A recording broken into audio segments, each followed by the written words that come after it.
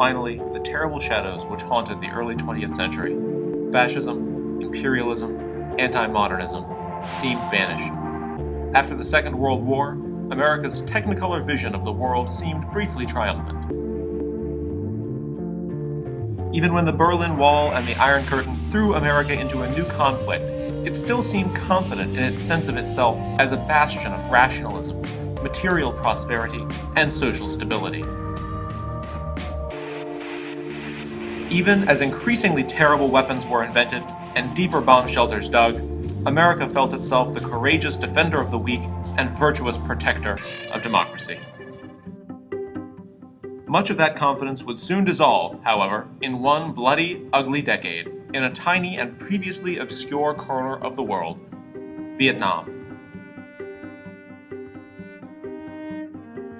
It is a small, rugged country on the very edge of Southeast Asia, covered in jungle and mountains, river valleys and long coastlines with swampy lowlands.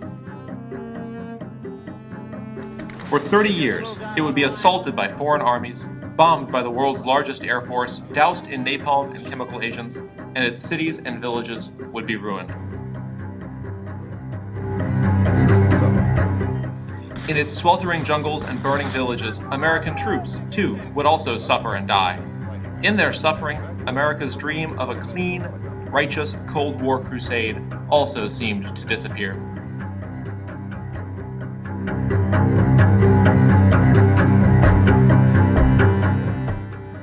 What really caused the disaster of Vietnam? Was it the corrupting influence of the French colonial era, which laid down class and religious divides and starved and abused a proud nation? Was it the cruel and rapacious regime of the South Vietnamese government, backed by American promises and weapons?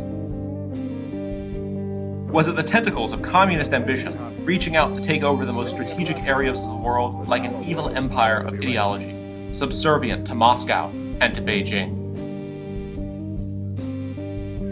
Was it the discontentment on the American home front that grew to a storm in the late 1960s, as body bags flowed home and money flowed out?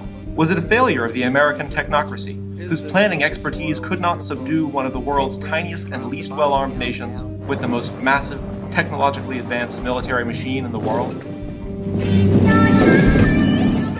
Or was it a triumph of the dogged resistance of the peasant fighters and communist guerrillas of Vietnam?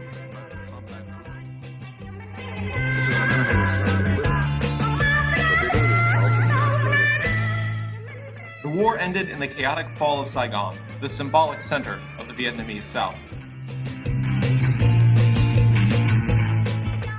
And yet, Vietnam today has emerged as a vibrant nation with commerce, industry, and a westernized pop culture in its bustling, strung-together cities. It is still marked deeply by the war, with chemical weapons polluting its landscape and mines pockmarking its fields. And yet so is the modern United States, which cannot seem to avoid seeing the ghosts of Vietnamese jungles in the sands of Iraq and the mountains of Afghanistan.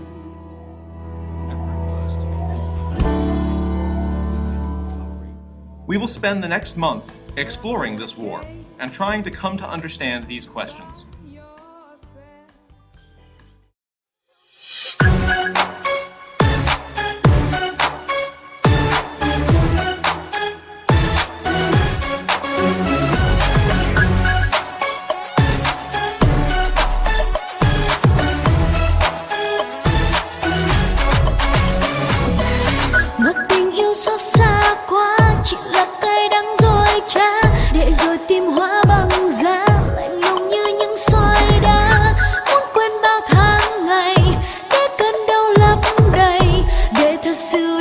Cháy hết đi vẫn vương trái tim này. Xin anh đi về đi, tình mình còn đây vẫn đi nên thôi.